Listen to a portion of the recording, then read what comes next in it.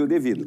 Saiba que é possível recuperar os valores dos últimos 5 anos e reforçar o seu caixa. A Fortus Tax é especialista no assunto e já ajudou muitas empresas nos seus 18 anos de atuação. E o mais importante, você só paga pelo serviço depois que o dinheiro estiver na sua conta. Fortus Tax. Pagar o justo é o nosso forte.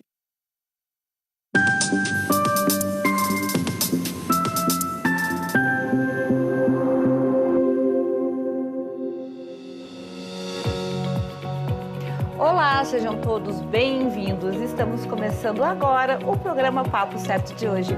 Comigo, Amanda de Oliveira e João Custódio. E dia 12 de janeiro é comemorado o Dia do Empresário de Contabilidade. Parabéns, João, parabéns, Evanir e a todos os demais profissionais desta área. Nosso assunto de hoje é saúde e para falar dele está conosco o Dr. Francisco Medella, o cirurgião dentista, mestre e presidente da Comissão de Estomatologia do CRO, Conselho Regional de Contabilidade. Seja bem-vindo. De odontologia. Boa noite, obrigado pelo convite. Vamos falar um pouquinho de estomatologia hoje. Este tema traz muitas dúvidas e curiosidades. Afinal, o que é estomatologia? Essa especialidade faz parte da odontologia, mas o que é e para que ela serve? Vamos falar então com o Dr. Francisco. Muito obrigada pela tua presença então aqui no nosso programa. E hoje também, quero lembrar vocês que todos os dias, de segunda a sexta-feira, nós estamos aqui às 8 da noite, logo após o Cadeira Cativa. Nós vamos fazer um rápido intervalo, já voltamos aqui com vocês. Fiquem aí com a gente.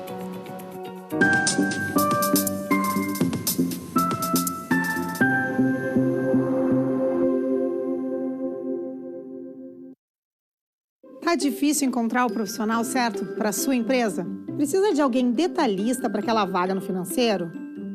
Quem sabe um criativo para o marketing? Ou ainda, alguém focado em resultados? A Fortus RH utiliza técnicas de seleção e processos estruturados, realizando entrevistas, aplicando provas e testes específicos. Tudo isso para buscar a pessoa certa para a vaga certa. Fortus RH. Conectar pessoas é o nosso forte.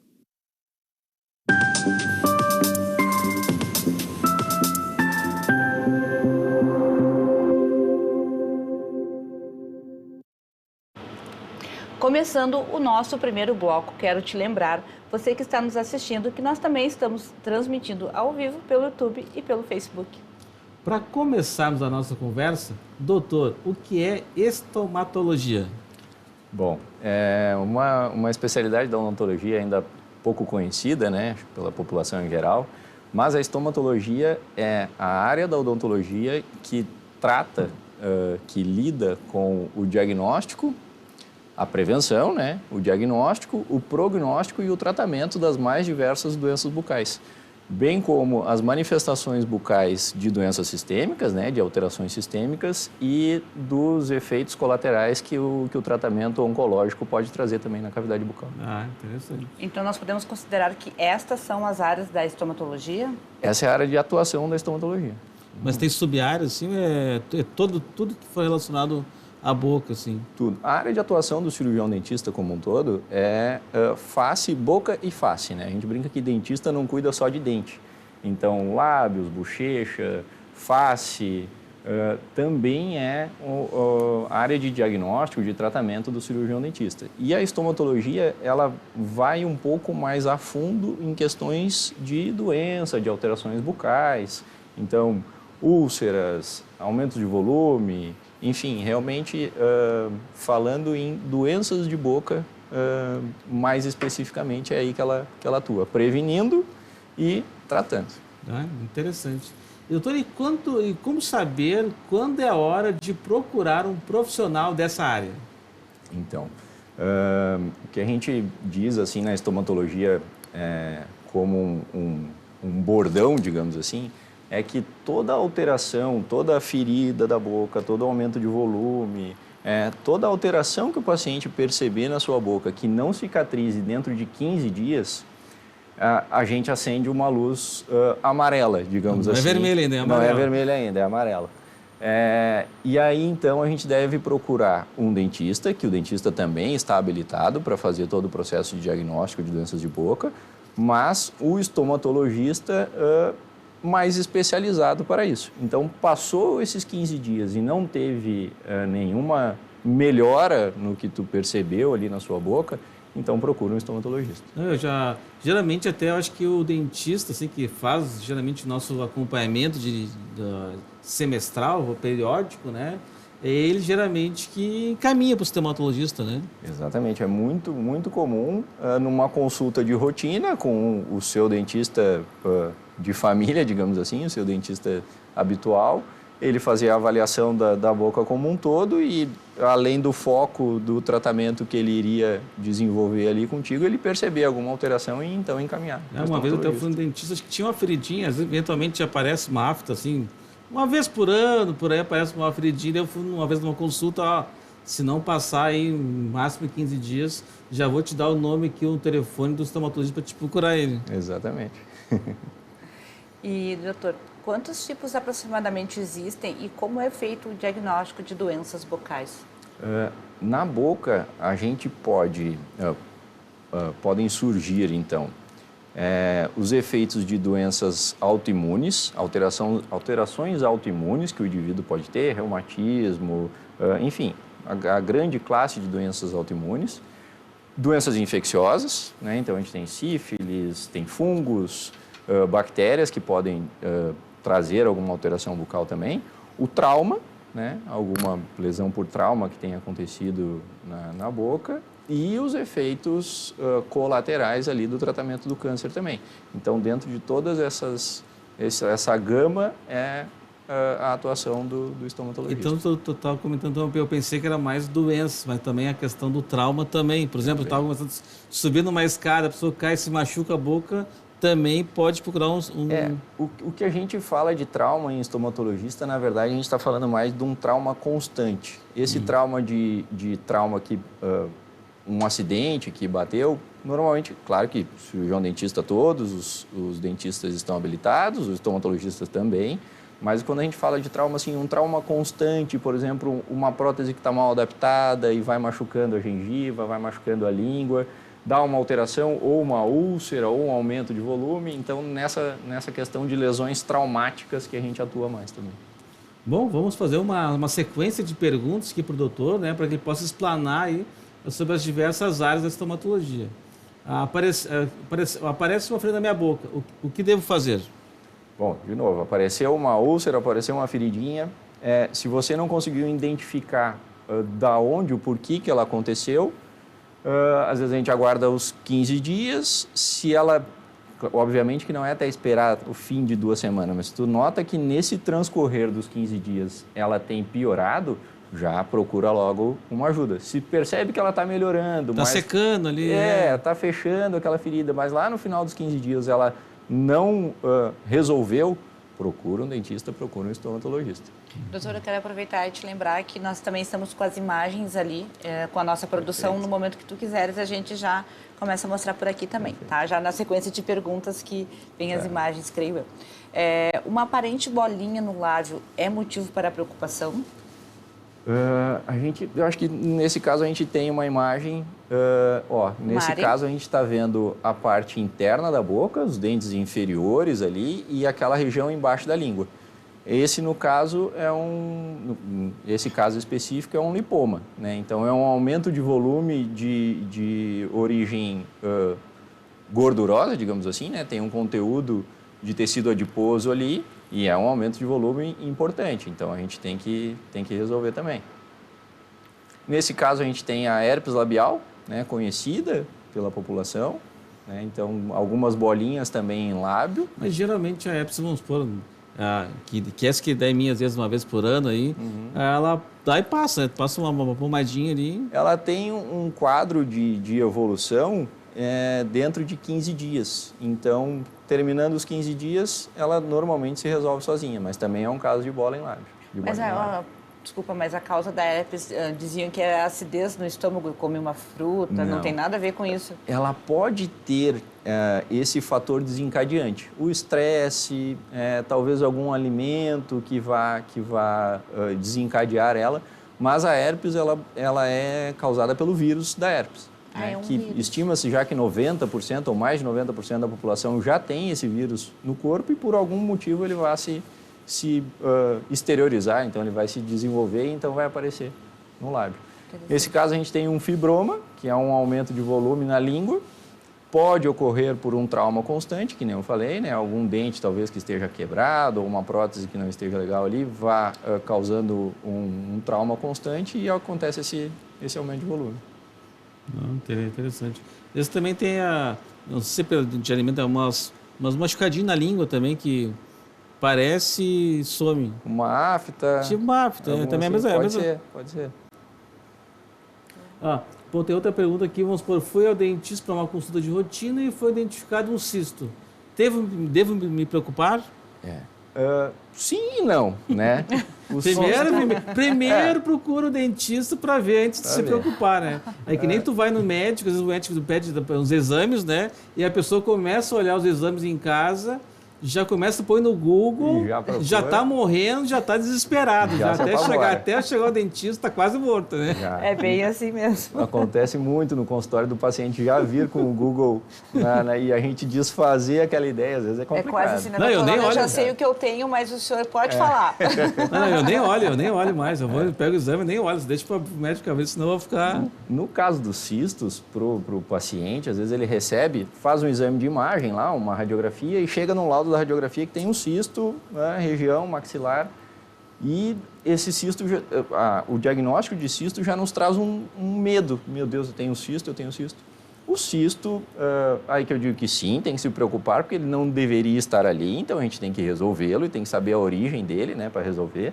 Mas o cisto é uma cavidade patológica, né, não natural, ela não deveria estar ali, com conteúdo líquido ou semissólido no seu interior. Pode ter acontecido por um processo inflamatório. Então, a gente tem que resolver ele, mas não às vezes associa cisto com câncer, né, também. Então, não tem, geralmente não tem nada a ver. E o que são os cálculos da glândula salivar? Da mesma forma, ou de forma muito parecida que a gente tem cálculos renais, cálculos na vesícula, a nossa saliva tem uma quantidade de sais minerais muito importante. Por algum motivo, né, que a gente teria que se alongar muito aqui para dizer todos os motivos, esses sais minerais vão se acumulando, formando um cálculo, uma pedra mesmo, que ou fica dentro da glândula salivar, e aí a gente tem 3 glândulas salivares grandes, né, que é a parótida, da cachumba, a submandibular e a sublingual. E esses cialolitos, né, pedras de saliva, podem se formar tanto dentro da glândula quanto no ducto de saída dessa glândula. Precisa de um procedimento cirúrgico para fazer a remoção, e a gente pode ter, por conta do entupimento dessa glândula, a cialolitíase, que é a inflamação em decorrência desse cialolito. As bactérias da boca entram na glândula salivar e vai nos dar uma inflamação. E dor? E dor. Olha, acho que uma parte do corpo, qualquer dorzinha, uma dor de ouvido, uma dor de dente, chato. É muito chato, porque a saliva tenta sair, não consegue e ela fica lá dentro. É chato. Não, a dor de dente é aquela que não deixa a pessoa dormir mesmo a noite inteira. Pode tomar o que tomar de remédio que não vai passar, né? Mas uma curiosidade minha, doutor. Por exemplo, íngua. Ela vem decorrente de alguma inflamação. Isso também entra dentro da parte da estomatologia? Entra como participa do diagnóstico. As ínguas são os nossos linfonodos, né? A gente tem a circulação sanguínea e a circulação linfática e alguns nódulos nessa circulação linfática que participam da nossa resposta imune e, no entanto, resolvendo processos inflamatórios e infecciosos, né? Que quando a gente tem, normalmente, na região que surge essa íngua, esse linfonodo aumentado, tem algum processo inflamatório. Então, é um caminho para nos dizer o que está acontecendo de errado. E os antigos diziam, né? Deixa eu ver se tem íngua. Se tem íngua, tem que tomar anti-inflamatório. Já saíam medicando assim por conta, não é? Mais ou menos por aí. Bom, o papo está muito bom, mas nós vamos fazer um rápido intervalo e já voltamos em 30 segundos. É bem rapidinho.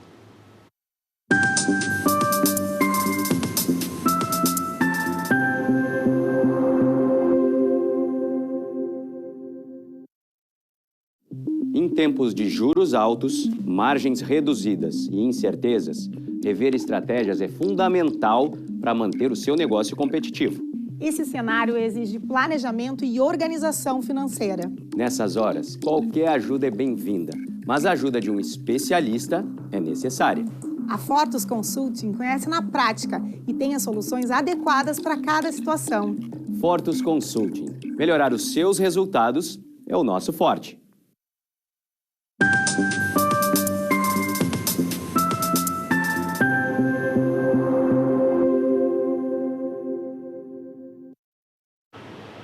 Estamos de volta com um Papo Certo e aqui nós falamos sobre as diversas áreas do direito, política e economia. Venha nos seguir nas redes sociais e nos envie suas perguntas ou comentários através do nosso WhatsApp 51 3029 8080.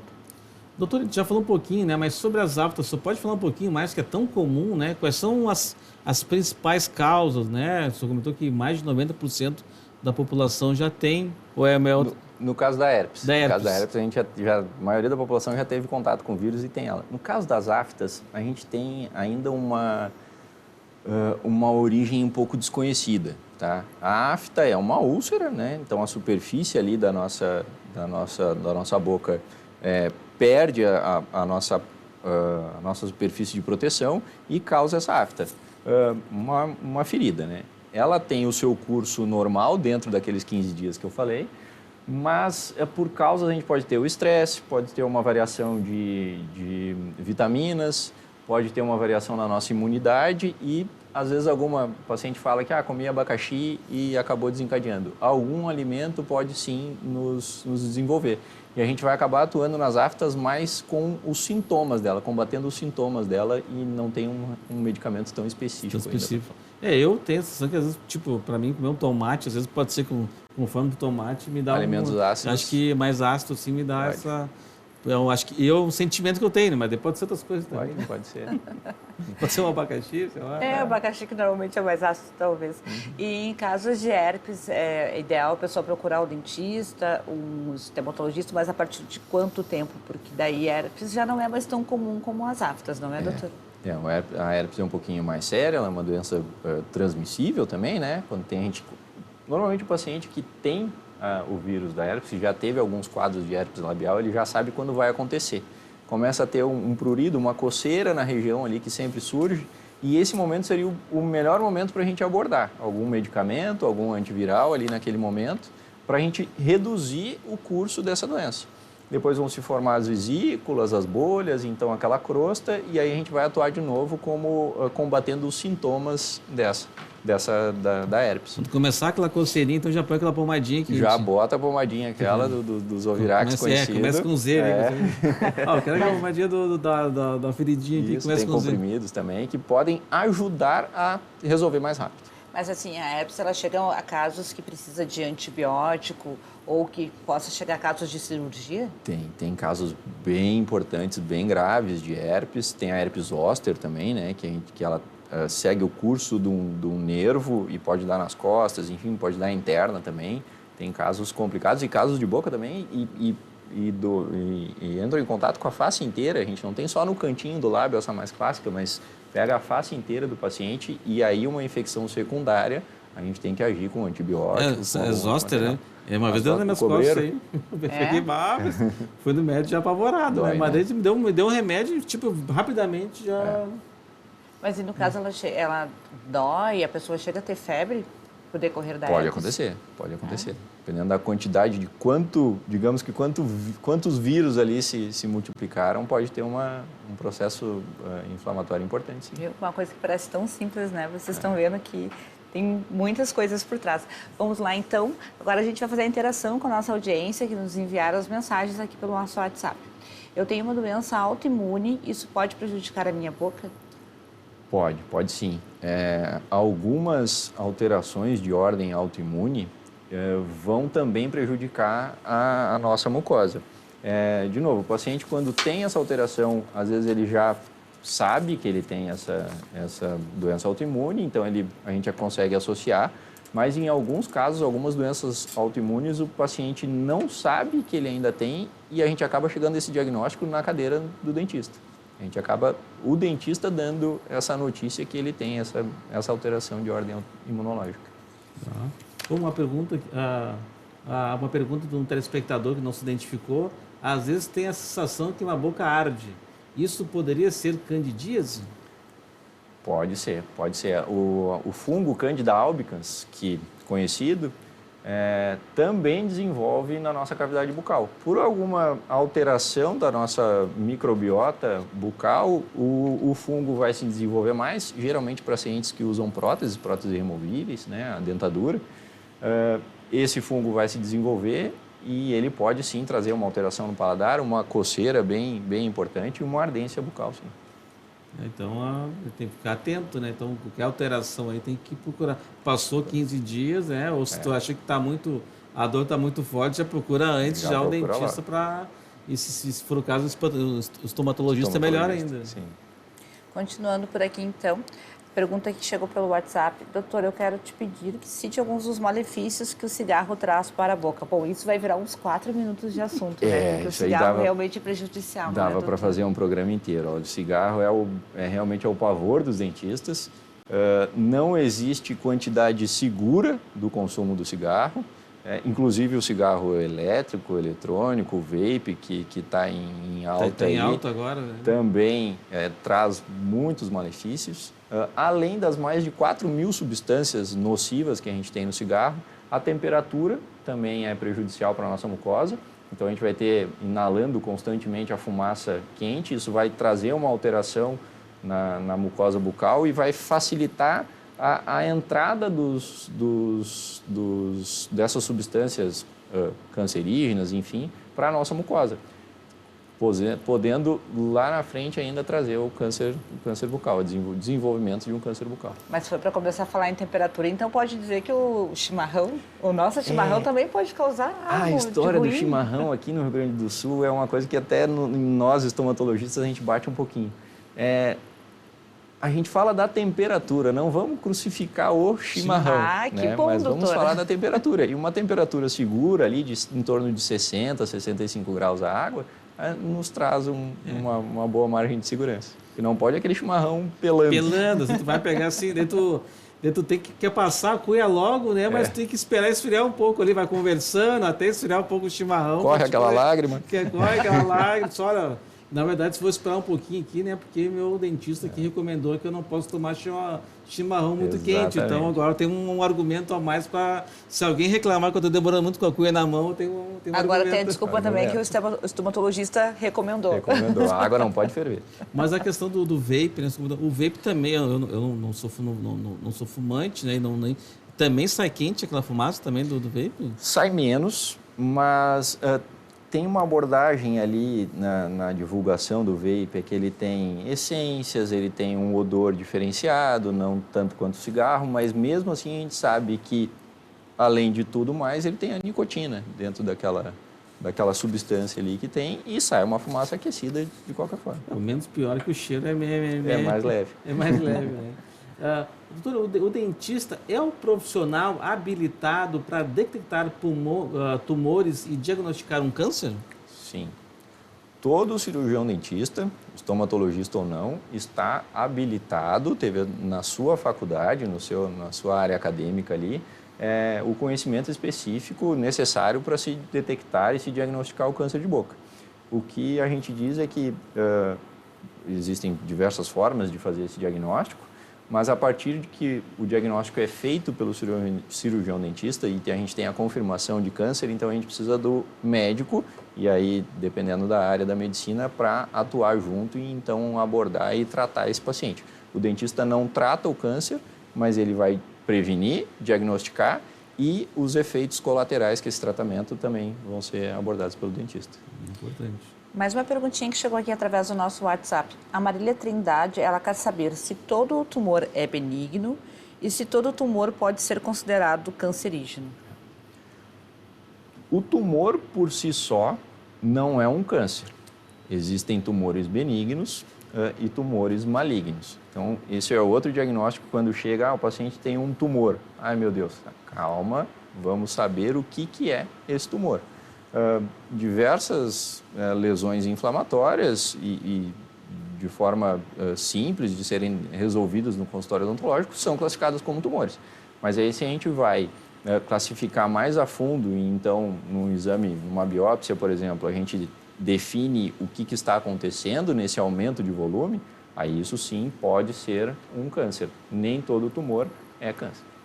Doutor, e quais são os tipos de tratamento em caso de câncer de boca? A partir do momento que a gente tem o diagnóstico de câncer, e o médico, então, o oncologista, o otorrino, o cirurgião de cabeça e pescoço vai atuar junto, vai ser feita a classificação exata desse câncer, se tem metástase, se tem comprometimento dos linfonodos, por exemplo, né? Tem a classificação do estadiamento desse câncer, e aí então vai ser definido qual o tratamento. Pode ser feito o tratamento cirúrgico, a quimioterapia e a radioterapia, e eles em conjunto. Né? Isso depende muito da característica de cada câncer. Por exemplo, desses tratamentos que foram citados agora por ti, quais que são as principais reações? Náuseas, dor de cabeça? Bom, a cirurgia, né, tem um procedimento cirúrgico e então a recuperação daquela cirurgia ali do paciente. Na quimioterapia e na radioterapia, elas vão tentar agir naquele câncer, naquele tumor maligno, naquela neoplasia, aí um termo novo, mas então naquele câncer, para reduzir ele ou acabar com ele e então talvez facilitar uma cirurgia ou coisa assim. As medicações da quimioterapia e a radioterapia não vão incidir exatamente naquelas células cancerígenas, então elas vão também atacar, digamos assim, outras células do nosso corpo. Normalmente as células que têm uma divisão celular mais rápida. E a nossa mucosa é assim. Então, a gente vai ter uma descamação da mucosa, perda de paladar, perda de saliva. É bem complicado e o dentista precisa estar junto ali também. Doutor, o Carlos aqui de Gravataí está perguntando, namorado do Vale, finalizando a última pergunta, né? Como eu posso fazer para prevenir o câncer de boca? Aquela pergunta é de milhões, né? De milhões mesmo. De milhões. Mas hábitos de vida saudável, longe do cigarro, bebidas alcoólicas em grande quantidade e associadas com cigarro, pior ainda. A exposição solar, sempre reduzir a exposição solar, usar filtro de proteção solar e consultas periódicas com o dentista, com o estomatologista, para a gente, se tiver alguma alteração, a gente conseguir descobrir ela no início. Doutora, a gente tem 30 segundos. Eu preciso fazer essa pergunta, João, por favor, porque acabou de chegar aqui. A Maria de Cachoeirinha, ela só quer saber se preenchimento labial pode causar câncer de boca. De forma geral, não. O preenchimento labial é totalmente seguro e não é uma substância que vá, por si só, desencadear o câncer de boca. Massa. Eu queria saber, né, gente? Não, e muita gente interessada nessa pergunta aí. Inclusive eu. Bom, quero agradecer então ao doutor Francisco pelos esclarecimentos e por ter aceito o nosso convite. Eu que agradeço o convite. Muito obrigado, boa noite a todos. Lembramos que a Escola Série de Homens está sorteando 2 bolsas de estudo através do Instagram do Papo Certo. Obrigado a todos que nos assistiram hoje no programa. Voltamos amanhã, ao vivo, às 20 horas, com o despachante João Aurélio e o Dr. Cristiano Machado, para falarmos sobre as pontuações e multas de trânsito. Nós contamos com a sua audiência e até lá.